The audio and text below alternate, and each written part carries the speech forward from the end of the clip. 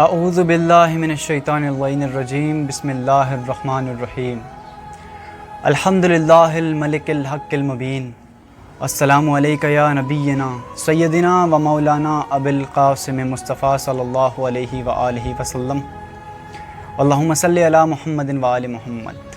کچھ عرصے سے ایک سوال دل کی گہرائیوں تک اتر گیا کہ جس چیز نے امت محمدی کو سب سے زیادہ اذیت دی ہے وہ کیا ہے؟ سر وہ فرقہ واریت ہے۔ میں نے دیواروں پہ لکھا ہوا دیکھا ہے کافر کافر شیعہ کافر، بات یہیں تک نہیں رکتی۔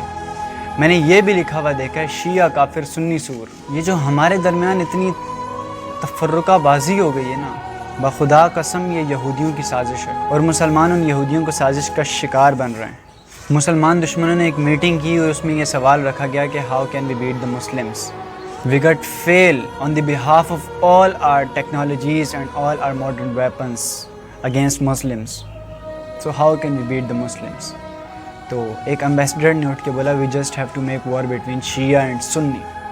ان کو پتا تھا یہ بڑا کانفلکٹ ہے مسلمانوں کے اندر، یہ دکھتی ہوئی رگ ہے مسلمانوں کی۔ یہ جتنی مسلمان اپنے مذہب پہ جان نچھاور کرتے ہیں نا، اتنی شدت کے ساتھ یہ لڑائی بھی کرتے ہیں آپس میں۔ ان کو پتا تھی یہ بات، تو انہوں نے ایک پروپیگنڈا اسٹارٹ کیا جس کو ڈیوائڈ اینڈ رول کا نام دیا گیا، کہ جس نبی نے بولا ہے کہ کافر کو بھی کافر نہ بولو، اس نبی کی امت اپنے ہی نبی کی امت کو کافر بول رہی ہے۔ افسوس بچپن سے اس چیز کی گھٹی پلا دی جاتی ہے کہ سنی، شیعہ، وہابی، بریلوی، دیوبندی، حنفی، مالکی، اہل حدیث۔ سر مسلمان کہاں ہیں؟ میں نے سینکڑوں انسٹاگرام کے بایوز میں لکھا ہوا دیکھا ہے proud to be Shia, proud to be Sunni, proud to be Deobandi, proud to be Maliki, proud to be Muslim کہاں ہیں؟ بچوں کے ہوش سنبھالتے ہی ان کو ہدایت کی جاتی ہے کہ جو گلی کے کارنر پہ مسجد ہے نا، اس مسجد میں نہیں جانا، یہ ہمارے مسلک کی مسجد نہیں ہے۔ مسلمانوں کی ہے لیکن ہمارے مسلک کی مسجد نہیں ہے۔ وہ جو اگلی گلی کے کارنر پہ مسجد ہے نا، اس میں جا کے نماز پڑھنا وہ ہمارے مسلک کی مسجد ہے۔ سر مسلمانوں کی مسجد کہاں ہے؟ قرآن کی ایک آیت کا مفہوم ہے اللہ کی رسی کو مضبوطی سے تھام لو اور آپس میں تفریق نہ کرو، لیکن مسلمان اس کے اپوزٹ جاتے ہیں سر، معذرت کے ساتھ متحد نہیں ہوتے، تفریق کرتے ہیں، گروہ گروہ ہو گئے، 72 فرقے بن چکے ہیں۔ کیا یہ وہی کام نہیں ہو رہا کہ نبی کریم صلی اللہ علیہ وآلہ وسلم جس کام پہ روتے تھے کہ میری امت 72 ٹکڑوں میں بٹ جائے گی؟ 100 آف نوبل پرائزز میں سے صرف ایک نوبل پرائز مسلمانوں کے پاس ہے، باقی 99 یہودیوں کے پاس ہیں۔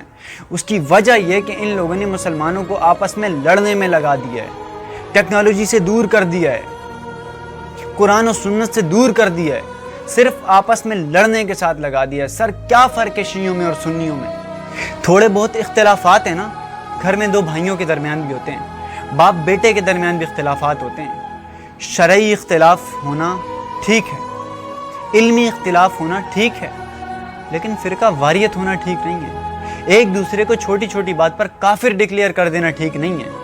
آج کل تو شیعہ سنی کے درمیان کانفلکٹ اتنا بڑھ گیا ہے کہ آپس میں شادیاں بھی نہیں کرتے، اس کام کو حرام قرار دیتے ہیں جس کام کو اسلام نے حلال قرار دیا ہے۔ اسلام کی نظر میں اس کام کو کرنے کی نیکیاں ہیں۔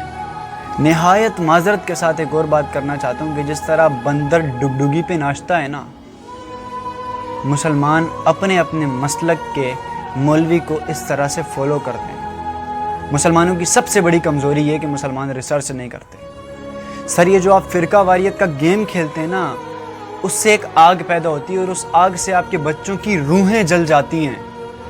کیوں نہیں بنتے ایک نبی کی امت؟ کیا جواب دیں گے نبی مکرم کو کہ ہم ایک امت اس لیے نہیں بنے تھے کیونکہ فرقہ الگ تھا، ہم ایک امت اس لیے نہیں بنے تھے کیونکہ مولوی نے حکم نہیں دیا تھا، ہم ایک امت اس لیے نہیں بنے تھے کیونکہ کلچر ڈیفرنس تھا؟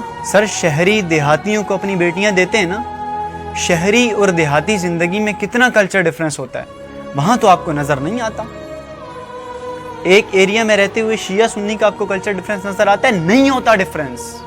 سر آپ اندازہ بھی نہیں کر سکتے کہ نبی کریم صلی اللہ علیہ وآلہ وسلم کو کتنی تکلیف ہوتی ہوگی کہ جب وہ دیکھتے ہوں گے کہ انہی کی سیم امت آپس میں ایک دوسرے کو گالیاں دیتی ہے، آپس میں ایک دوسرے کو کافر ڈکلیئر کرتی ہے، جبکہ ان کی ہدایات تھی کہ کافر کو بھی کافر نہ بولو۔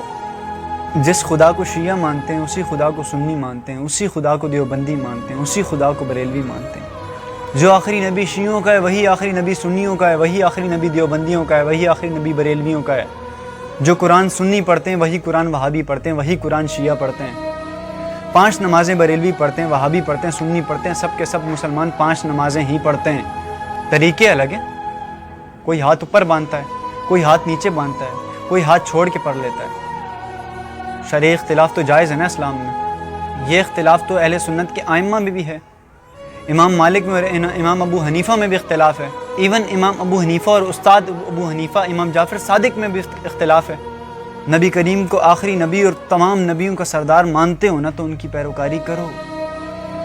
انہوں نے امت توڑنے کا نہیں کہا تھا، انہوں نے امت کو جوڑنے کی تائید کی تھی۔ خدا را میرے نبی کی ایک امت بننے کی کوشش کرو۔ السلام۔